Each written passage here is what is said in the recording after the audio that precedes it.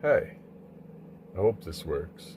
I guess we'll find out. Welcome back to another one, vlog, so to speak. I want to talk about feeling like you have no freedom, feeling like part of you is in a cage. It could come from many different aspects of your life, but just in feeling that is not acknowledging your own sovereignty. It's embodying and allowing the perpetuation of a scarcity consciousness or a lack mindset. Like there is something lacking in my life that I don't have access to right now. So in that is not acknowledging your own true sovereignty and that you do have access to all of it at all times. It's just a matter of the 3D catching up to your 5D nature.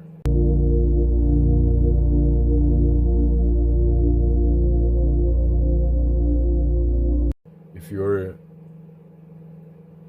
sitting in a place of acknowledgement that you would rather things be different than they currently are,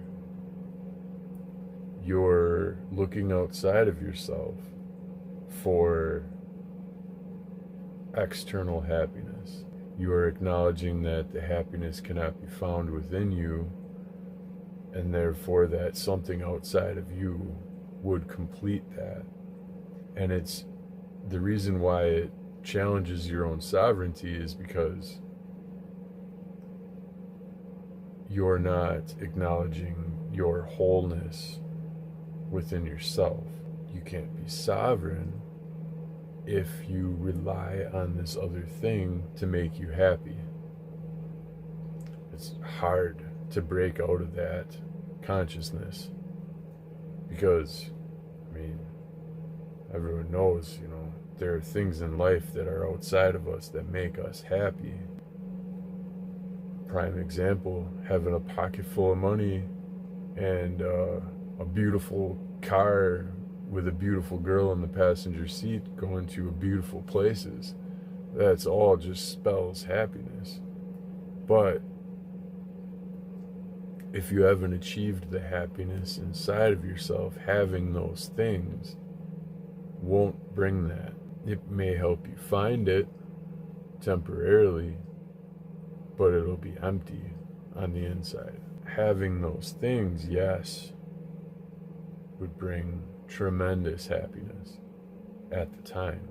But those are all the things that are outside of yourself that when they're gone, they don't contribute to your happiness anymore. Really, what was their value in the end? You can remember the happiness, but all that's going to do, if you can't experience it in the now, all it's going to do is make you long for more or long for the now.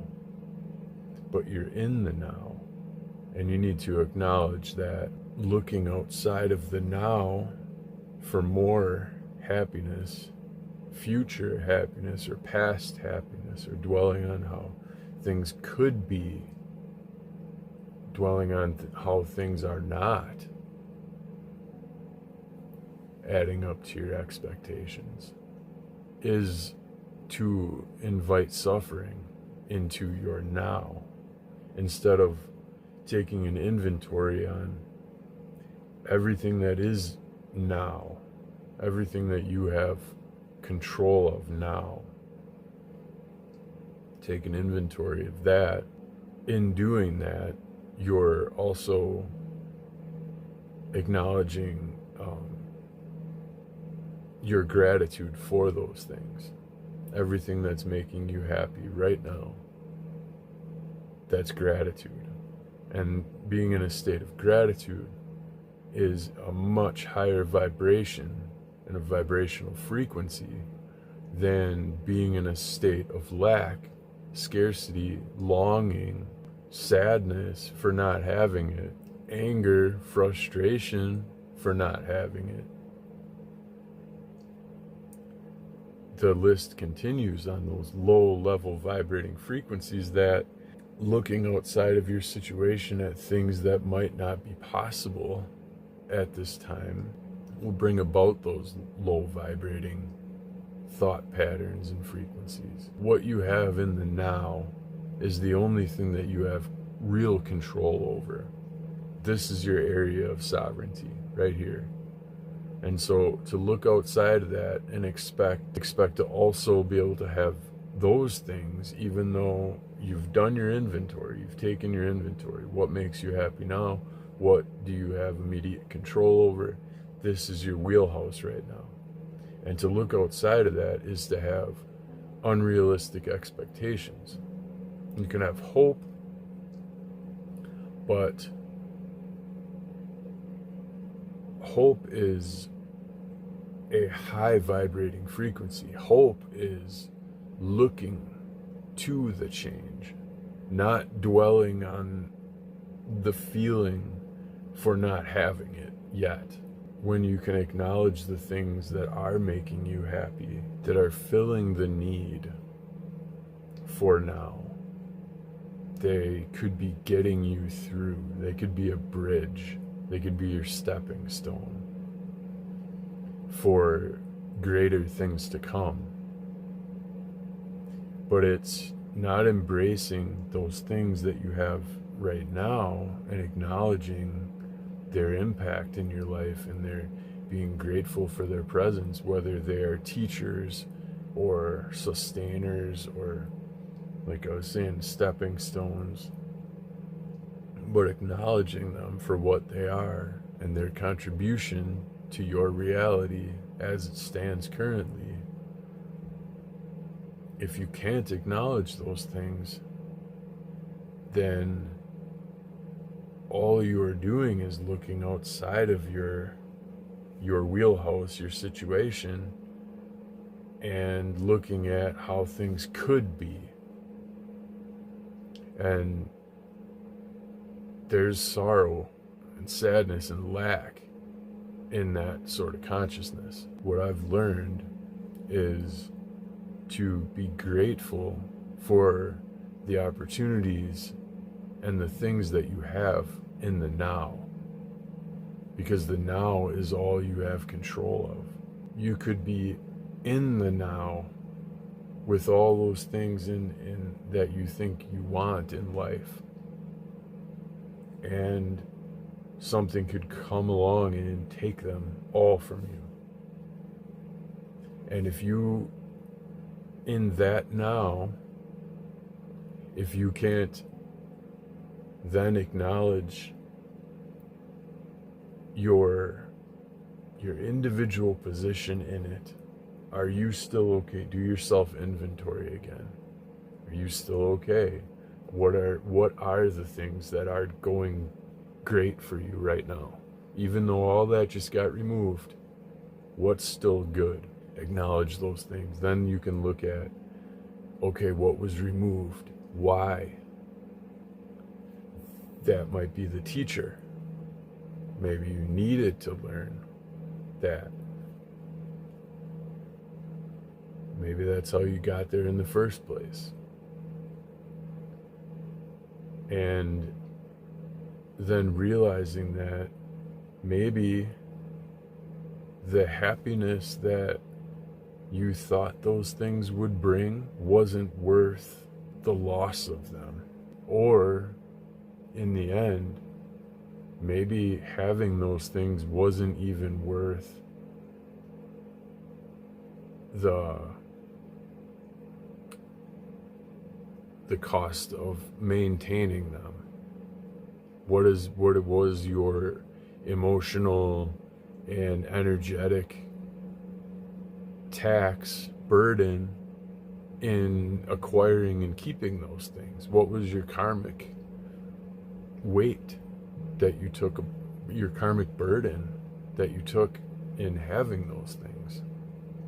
Was it worth actually having them? Or maybe losing those things was actually the blessing in the end. Having the memory might be the blessing too, but maybe losing them was also the blessing.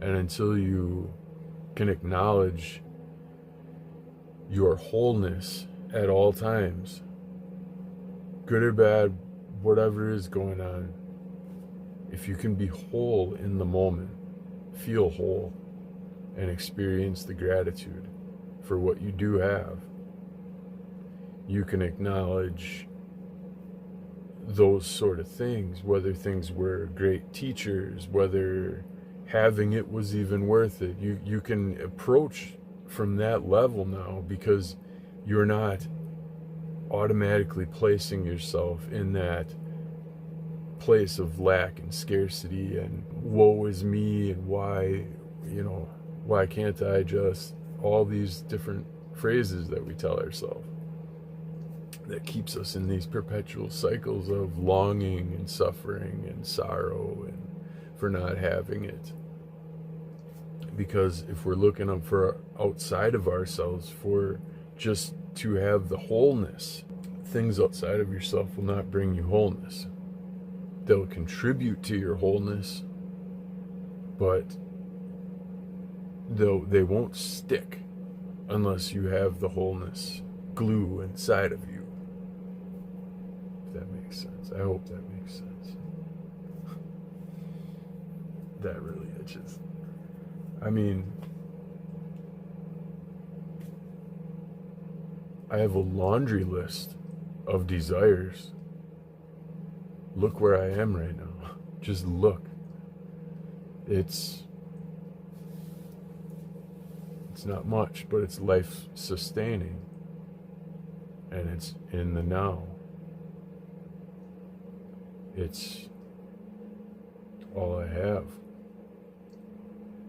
I have things in my possession that would bring me immediate happiness, but yet my access to those things is severely restricted at the moment due to financial reasons.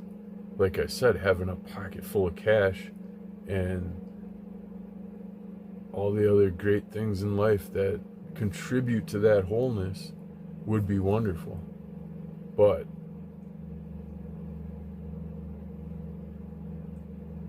they don't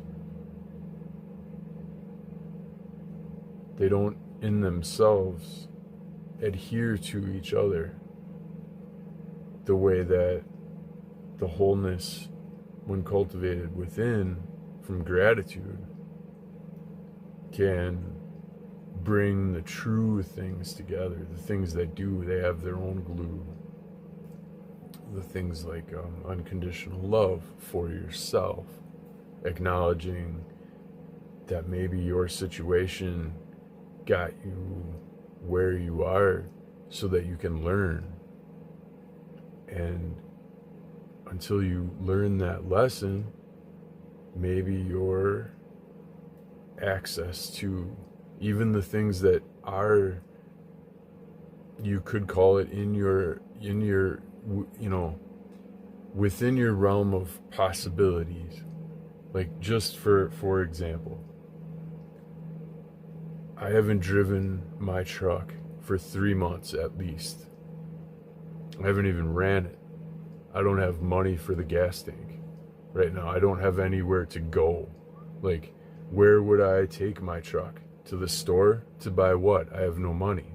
So therefore it makes the truck just completely useless. Even for pleasure to drive, it would be wonderful to be able to drive, but what would I be accomplishing? I'd be taking on a karmic burden for using, the way I feel, for using the gas just to drive around for to go Christmas shopping, to buy a bunch of gifts for, to contribute to consumerist capitalism. It's not really. So then I question, why do I have such a strong desire to drive my truck, to hear that engine, to feel the acceleration, to just get out and feel free? Because maybe at times I don't feel free. I feel contained. I feel trapped. by my own circumstances. And until I can approach it from a bird's eye view or a third person perspective and actually look at myself and see myself in these circumstances, feel the gratitude for the things that I do have. What do I have control over right now? I can go into the kitchen and make myself a delicious fruit and yogurt, frozen fruit, yogurt, shredded coconut smoothie that'd make me so happy. In fact, I think I'm gonna go do that. So just 1 second. There, much better. And happiness ensues. I'm all out of, actually I should start with what's good. I got some peach, and it's a mixed fruit. So there's peach, strawberry, pineapple, mango. I was gonna say I'm out of acai, but that's a minor setback. I don't know when I will acquire any more acai, but that's not a concern for the now. The now is appreciating the coconut and the yogurt and the green tea that I was able to add to this, along with the fruit, to make it exceptional. And the acai would have only changed it more so dominated it, and maybe not even allowed the individual peach and strawberry flavors to come out. So in that, I can be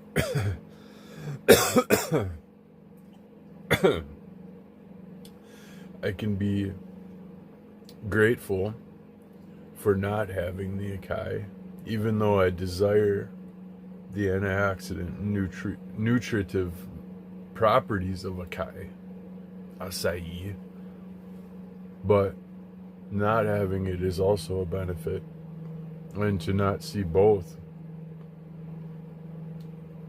to only acknowledge that I don't have acai, would be to rob myself of the joy of not having acai. So, to get back into the focusing on now and what we can be grateful for, even in the state of desire for something. When you desire something, the implication of that is that you don't have it, right? Because why would you desire it if you have it? Instead of, if in the moment your acquisition of your desire isn't possible, you could then, if you're able to keep an open, centered frame of mind, you could then shift your focus to the gratitude for not having it. What can be the good in not having the desire right now? Finding that gratitude helps you stay in that higher frequency range instead of allowing yourself to dip down. And this smoothie is so good without the acai. I got so accustomed to always adding it. I would only have you get a little bag of pouches. I would then split each of those pouches in half, and I would use a half a pouch of that and mix it with the fruit. And really, it's in a size, I think this is 16 ounce, and you can only cram so much in these things, and it becomes just so much. Like, I like to put a lot of coconut in there, shredded coconut. I like to put yogurt, and that takes up space. So now you're already at about half. So you can only fill so much with fruit, and then the acai, and then you kind of, the more you add to it, the more you're sacrificing your ability to distinguish from the different flavors.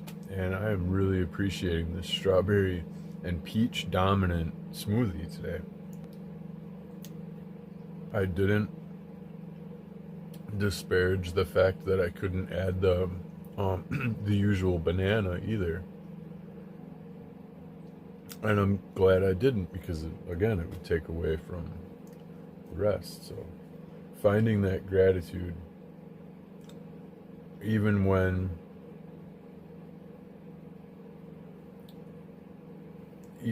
your desires point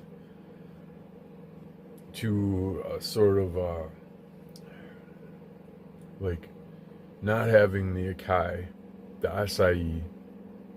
would have usually gotten me into that feeling of, I don't have what I need, my needs aren't met, I feel this, I don't feel sovereign, I need freedom, I don't have.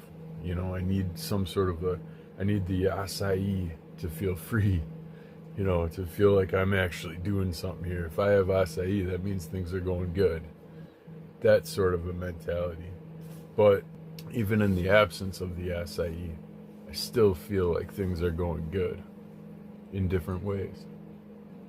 In fact, the smoothie was so abundant that after I added all the ingredients to it, I had to dump out some of the liquid into a bowl, start the blending, and I stuck the straw in there.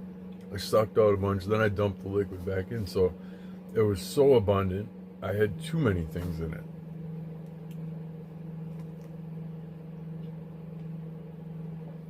And it is so tasty.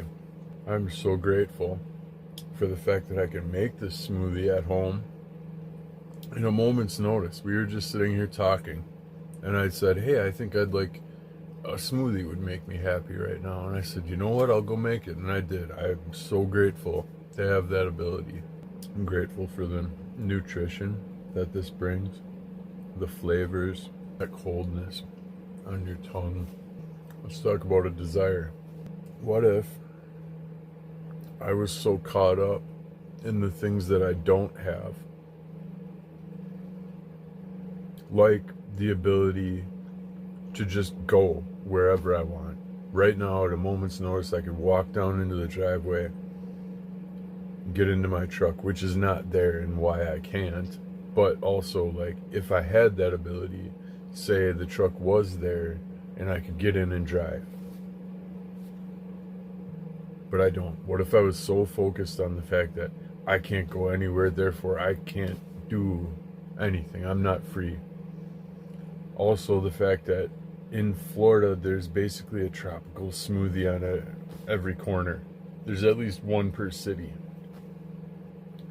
I know it's a lot different, but like, it seems like every other corner compared to up here where there's almost none. I'd have to drive at least an hour to get to the nearest tropical smoothie place. But if I was focusing on the fact that I can't go get in my truck right now and drive, for one thing. For two, I'm not in Florida. Kind of depressing. If you can see behind me, you can't really see out the window, but it's very snowy out there right now. The fact that I'm not in Florida, also depressing, could really get me down and feeling low, to the sense where I might not have been inspired to even say, hey, I have all the stuff that I need to make a beautiful smoothie. Yes, it might not have the ingredients that I'd prefer in it, but what ingredients do I have to make the best smoothie I can at the time? And I did. And I'm enjoying this probably as much as I've enjoyed any other smoothie I've ever made. It's hard to make a bad smoothie. It's possible, but it's hard. So freaking good. And that yogurt, it adds something just profound. I like to, I don't like to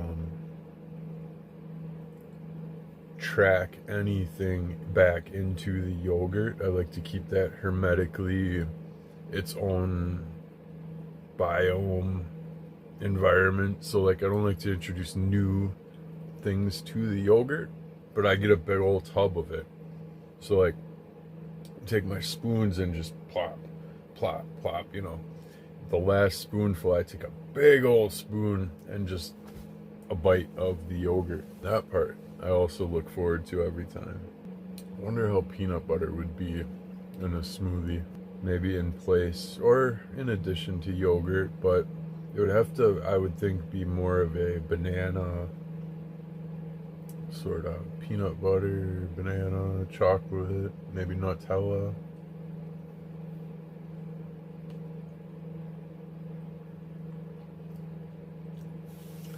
How are we doing on time?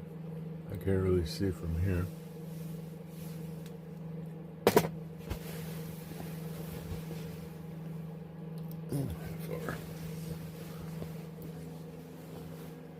So, here's to living in the moment, doing what you can, and feeling grateful for what you have. Feeling grateful for what is in the now. Being sovereign in your capacity to view your now as whole, regardless of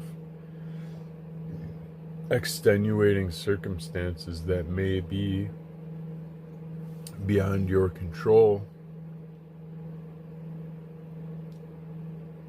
and the ability to discern whether or not having control over those circumstances is in your best interest now.